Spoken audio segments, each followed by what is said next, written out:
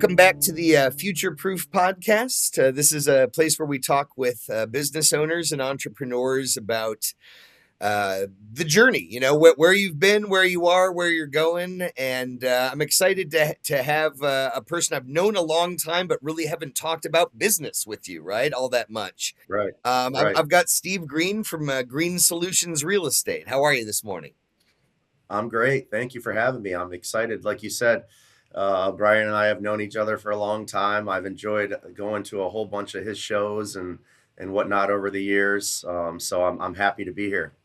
Thanks, man. And similarly, being connected on the socials, it's been really interesting to see your journey from afar, right? And so what I see from that, arm's length view is this rental property business, right? So I'm excited to learn more about it, but I'm just going to say, sort of overview as I'm going, you've got these cool kind of luxury properties, um, and have been building up, buying and holding. So inside the world of real estate investing, there's house flippers, there's, what I mean, landlords, there's other types of things. You're doing short-term rentals, at least in terms of what I'm seeing, and these cool kind of luxury properties. And I guess I just want to backtrack a little bit and learn more about what got you started and interested in real estate, Steve? Well, I guess real estate's in my blood. My dad is a lifelong real estate investor in Rhode Island. He's more like when he was doing his thing, he's sold a lot of his properties now. He was more in South Providence, which, a lot of people would call that the hood. Um, some people would say, what people that have properties like that, slumlord, things like that. He was a really good landlord, though, treated his tenants very well. And I watched how he operated over the years with his tenants. And basically, I was the gopher, who would paint all the units when people would move out, scrape everything down. I've done some of the most disgusting things you could imagine working for him because he's bought houses that had, 70 cats in them and firehouses and all kinds of things. So I really was kind of thrown into real estate at a young age. And the funny thing is, I always said to myself, I don't want to do this at all. I don't want to do anything, my dad does or whatnot. And sure enough, I ended up doing it. So for me, my journey, like I was born in Rhode Island, and when I was 10, my parents were divorced when I was young. My mom married a football coach, and he moved us to Ohio, to Miami of Ohio. He was the defensive coordinator there. And so that's what took me to Ohio and away from Rhode Island. But I did go back every summer and work for my dad every summer until I was like 22. So I learned a lot through real estate there. For me, starting out on my journey, I was on my own. I've done my own thing my whole life, from putting myself through college to, starting my real estate business. There's really not a lot of help from Rhode Island that he could give me. So I just kind of dove in head first in real estate. And when I got in, I said to myself that I wanted to do a little bit of everything and learn about all things real estate. So for me, yes, I do a little bit of Airbnb stuff. Yes, I do buy and hold stuff, but my main income is as a flipper, and a real estate agent. And so for me, I owned a 12 unit apartment building. I've had doubles, I've had singles, I've had beautiful properties on the lake. I've had beautiful properties in Hocking Hills. Um, Done dozens and dozens of flips.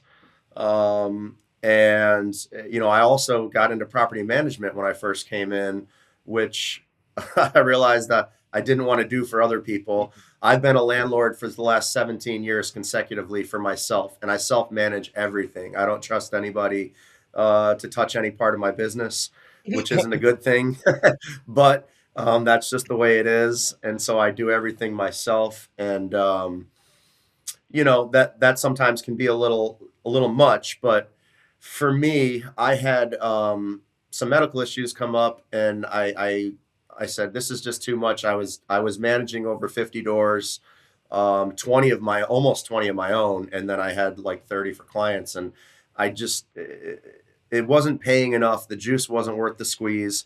So like in real estate, sometimes you have to try different things and different avenues to see what works for you and what doesn't.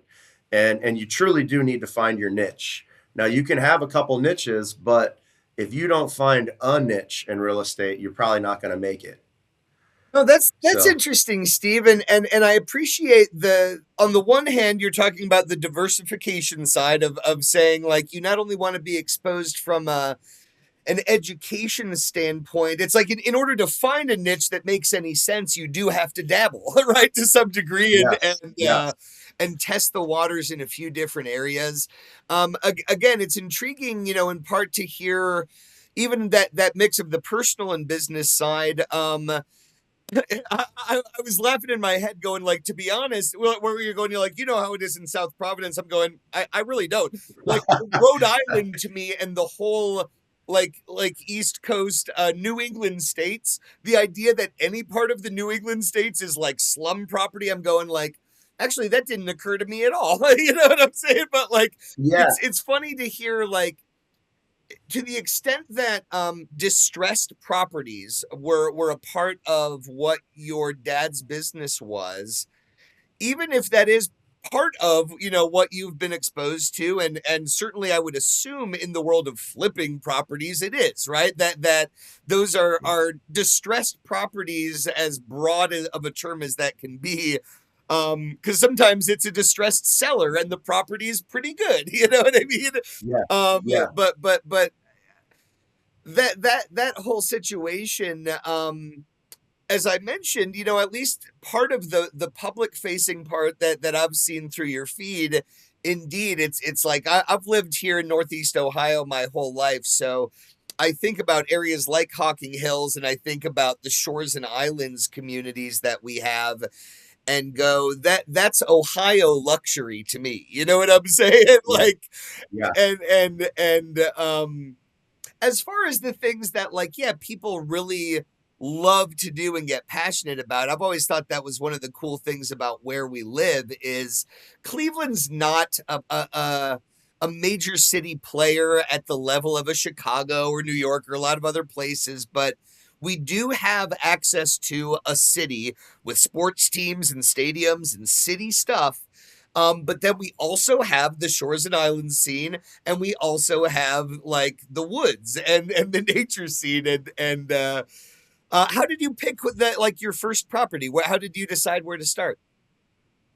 well, my first property was a house hack in West Park where I got a double where I rented out the top and lived in the bottom.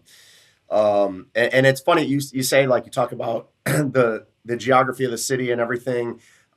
Providence is very similar to Cleveland, both in size, business, whatnot. Um, Both had a heavy mob influence in this going up even through the 70s and 80s. And the cool thing about Providence is so Cleveland has East Cleveland, which everybody's familiar with, right? So South Providence is like East Cleveland. So that's the hood. But then in 10 minutes, you can get into a beautiful downtown city. And then in 30 minutes, you can be right on the water, similar to Cleveland. Yeah. You can be right on the water in 30 minutes. You can be in the metro parks in 10 minutes. You can be in the city in 10 minutes. So you have everything that it is to offer. Now, I will say the beaches are a little nicer in Rhode Island than here, but we basically have everything that the East Coast, can offer at a much discounted rate.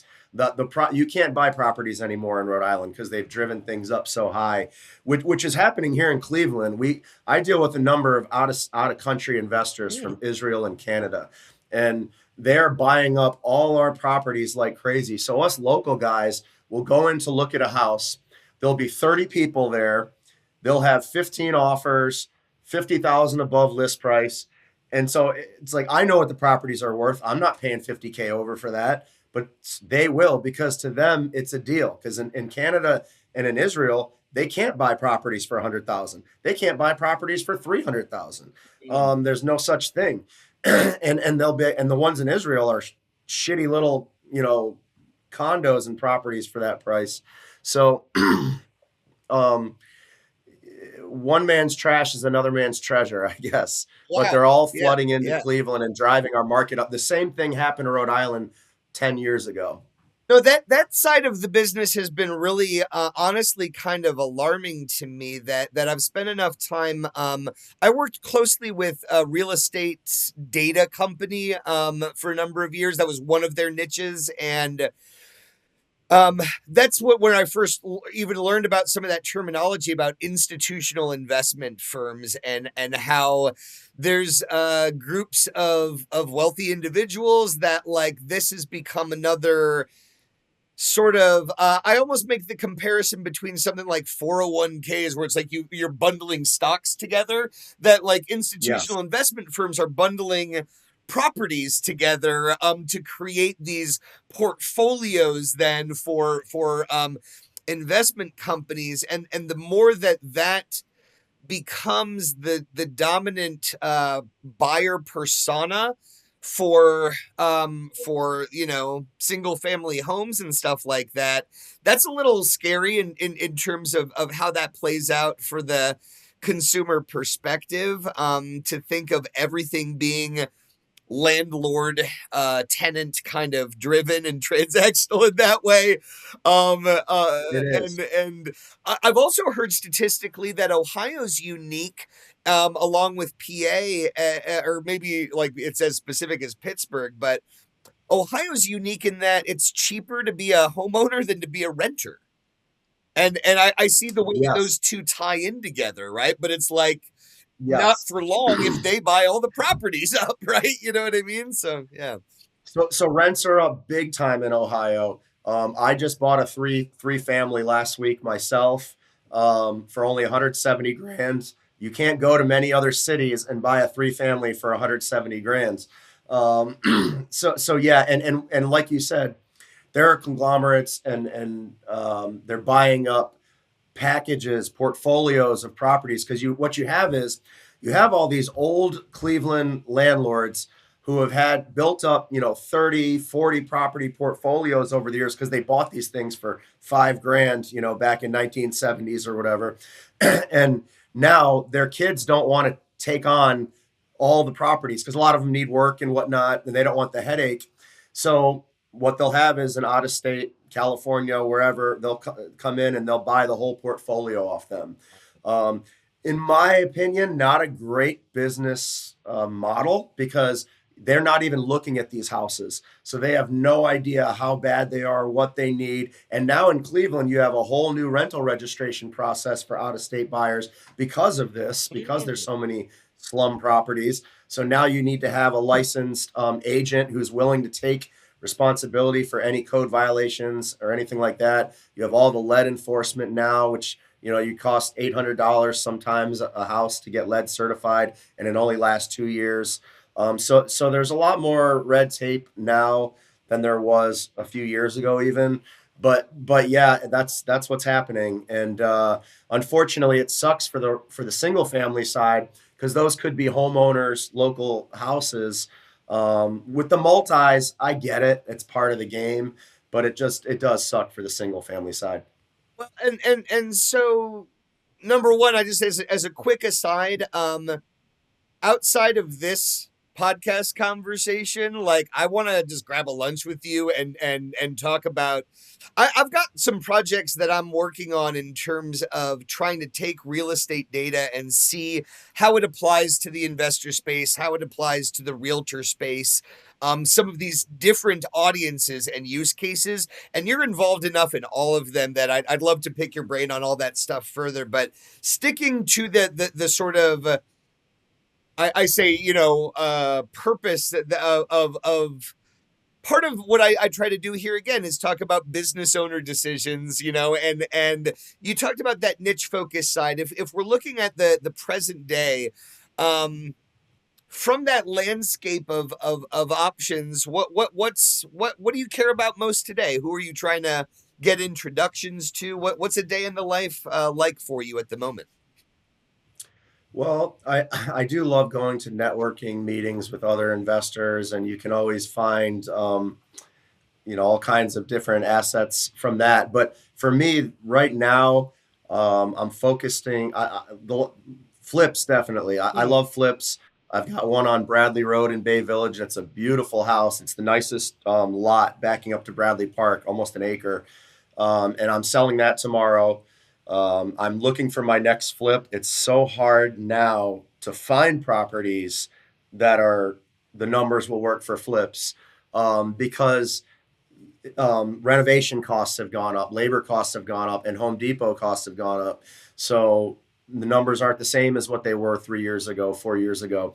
So it's really hard to find good properties, but I'm always focused on the flips. My thing recently is I've gotten in more into wholesaling, which I absolutely love because when you're a real estate agent, you're getting a 2% commission nowadays as a buyer, usually. As a seller, you're getting a 4 or maybe even a 3.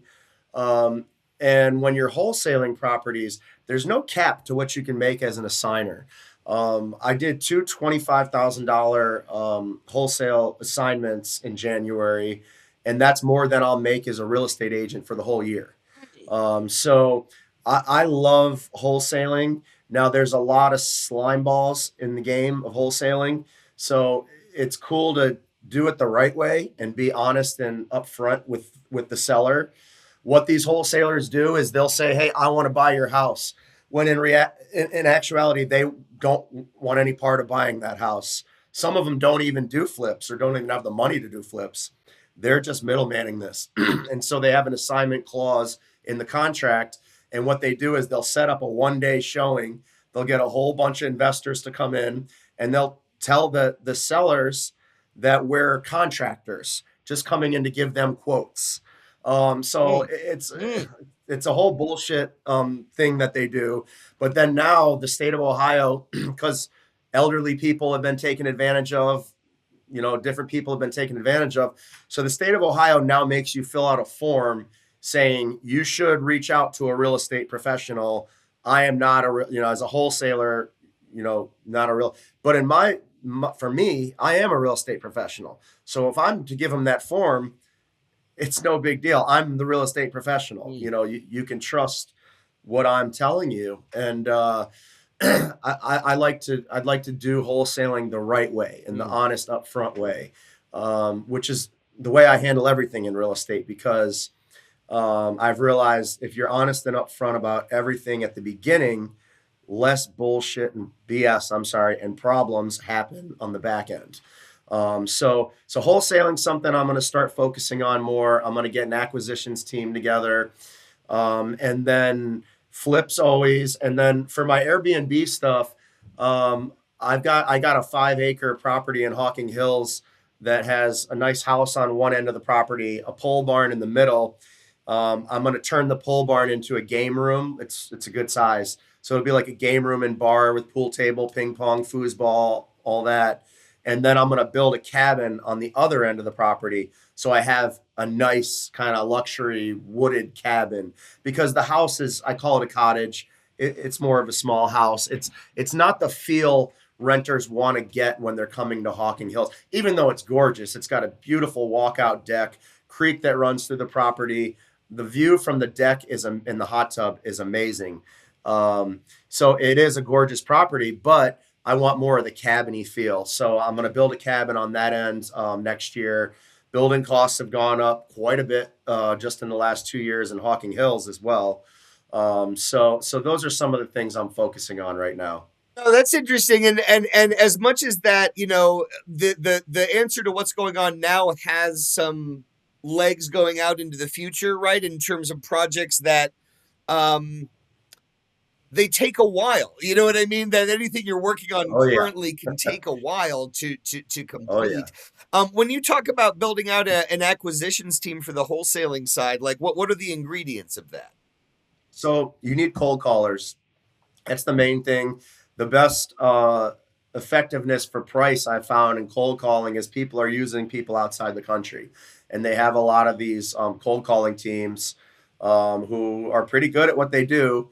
Now the problem sometimes with that is I want to focus on a city like Bay Village. Well, you know Bay Village like I do. In Bay Village, people want to deal with Bay Village people. Hmm. So when they get somebody that sounds like they're from India on the phone calling to try to buy their house, it's usually not going to work. Right. Now that's why I give them a script saying, "Hey, I'm Bay Village class of 2000. I live in the city. Sure. I own multiple properties in the city.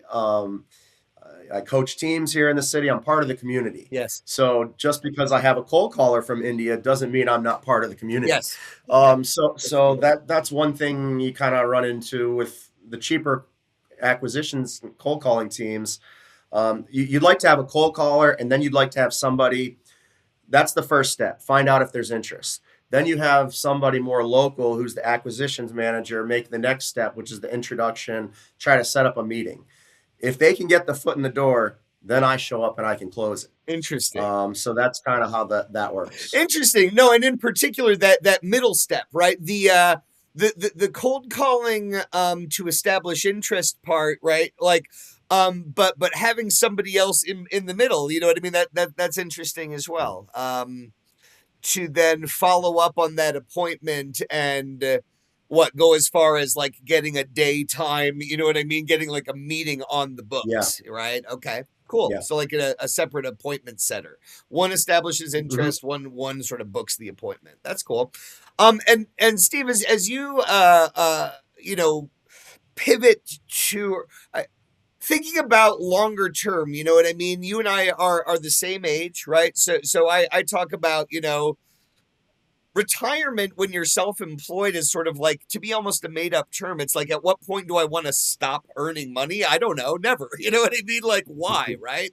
Especially Yeah. the more you have control over the work-life balance in your world. It's like, yeah, why would I want to stop generating revenue? But when you're thinking about the decades ahead, right? Even that longer term planning, what are some of the things that you hope to accomplish? Well, I kick myself all the time for selling my 12 unit. I bought a 12 unit apartment building in Oberlin, right down the street from the most expensive college in the state of Ohio. I completely turned it around because it was in shambles. It's almost like I did a flip on it. Mm, I wish I would have held that because I think about just the residual income that you get from rentals. That's something that you can do until you die, basically. And then when mm. you die, they can sell the buildings and your family can get the money and whatever. Um, so rentals are something I want to start building back my portfolio because I had almost 20 doors, sold a bunch of stuff. So now I want to kind of build that back up. So I've got that on the back burner. And then thinking about just more, getting IRAs set up and buying properties through the IRAs and getting some more. My thing is, I've always been nervous about to dabble into the stock market because I'm a control freak, and I know that every single property I've ever bought in my life, which is dozens and dozens of properties, I've made money off every single one. I can never not make money off of a deal that I buy because I Sure. don't buy bad deals. Right. So with the stock market, the fluctuation and with the war and everything that's going on, it just makes me nervous. But I would like to get more into the stock market, maybe the S&P, and just play some easier, blue chip type stocks. Something like that is what I'd like to maybe dabble more into for the back end. Love it. No, I, again, even back to like my mind's turning on a lot of conversational points, you know, in terms of some areas of overlap in terms of goals. And anyway, no, the one of my guests in a couple weeks from now, actually, a client of mine, if you're familiar with the infinite banking concept sort of stuff, right? Of Yeah. to your point, you know, when I hear you talk about diversifying your sources of revenue inside real estate, I would tend to agree with you, right? Of going dabbling in the stock market when you have an engine as effective as what you've described is sort of like a bit of a shrug, right? But like diversification is Yeah. still smart, so you explore it. Part of what turned me on with my exposure to infinite banking is becoming your own banker. The idea that you're going to require financing at different points. So how do you set up this internal mechanism that lets you borrow from whole life policies, basically, you know what I mean? So Yeah, yeah, there's whole strategies and concepts there that I'm starting to unpack. I've got, my kids are a little older, right? At 16 and 21, but my daughter's graduating high school early. So she's a few weeks away from sitting there, even at age, she's not even 17, right? But she's going to be done with high school, have her diploma, and what she's talking about is real estate, right? And going like, yeah. I got to get in there. You know what I'm saying? So, um, Let me tell you something. Somebody with that type of mindset and background could light the world on fire. Congratulations, by the way. That's incredible. 16 years old, graduating high school. I think about when we were that age, partying and not knowing what the hell's going on. We oh man, barely even graduated high school. and that's what I keep telling her is because she talks about being worried about like is it real estate that I should do or this, that, or the other? I'm going, that's the thing is like, try it and find out. Like, if you are protecting your body and your mind, then mistakes, so to speak, it's like you bounce back. It's like you talk about having a regret like the apartment building, but ultimately, as with everything else, you learn from it. It helps you make better decisions in the future. Oh, Mistakes, as uncomfortable or painful as they can be to varying degrees, are just kind of beautiful and important, you know what I mean, to critically important to growth, right? yes. So Yeah. there's that side of it. And I guess I just wanted to say too, in summary, Steve, that it's interesting to come across a localized wholesaler. That's an interesting brand to lean into, even going back to some of the other talking points of these, I say, outside forces, that are coming in and scooping things up. You're still a businessman. You're here to make money. It's like it's not altruism. It's not charity, right? But you do care Right, about right. this community. You are embedded in this community. It is your background. It is your present. It is your future, right? It is your family. It is your friends, your network. So I think that is meaningful and really a key part of the brand and what makes you a special part of the landscape locally. So I appreciate you doing what you do and sharing your vision, man. Yeah, I appreciate it, man. Community is important. You know, give back any way you can. For me, I like to try to coach, kids sports teams, things like that, because I don't really know much about anything other than real estate and sports. Sure. So give back in any way you can to the community, and for me, I have a license on the line to protect. So I just do everything the right way, and I never had an issue with a client or never had a complaint. I've been a real estate agent for 7 years and I've been an investor for 17. So to never have a complaint, and then out of all the tenants I've placed in my career, well over 100, only one eviction, and that was a worker of mine, who fell off the wrong end. Yeah. So yeah, I love real estate. It's awesome. Yeah, you should definitely tell your daughter to give it a shot. But I do always warn people, as a real estate agent in this current climate that we're in, man, is it tough. All the people that I know that have gotten recently licensed have not succeeded. And another thing I'll say is there are more active real estate agents in the state of Ohio than active listings. Okay. So there are a lot of agents out there who are sitting on their hands and not doing anything. Yeah. And you can tell because when you run across them, there's some terrible, terrible agents out there. So it is a very hard business to jump into. Fair enough. But Yeah. yeah, man, I always love shooting the breeze with you and talking, and I would love to get together at any time, to talk more. Thank you, Steve. I will absolutely be reaching out offline to get on your calendar. I appreciate the time today. And just one last thing, where do you want to be found online for anybody who's listening who goes, I'd like to touch base with Steve, website, LinkedIn, like how are you okay with people reaching out to you? Yeah, so that's one thing about me where I am a little lacking is I'm not the most tech savvy guy. I'm a hands-on, boots on the ground type guy. But I guess to follow me, you could just look up my name, Stephen Greene, Stephen with a PH, Green with an E on the end, and you can see over the course of years a lot of my flip projects, a lot of my renos, some of my Airbnbs, my apartment building. You can kind of see all that stuff and kind of what I've lived through the past, however many years.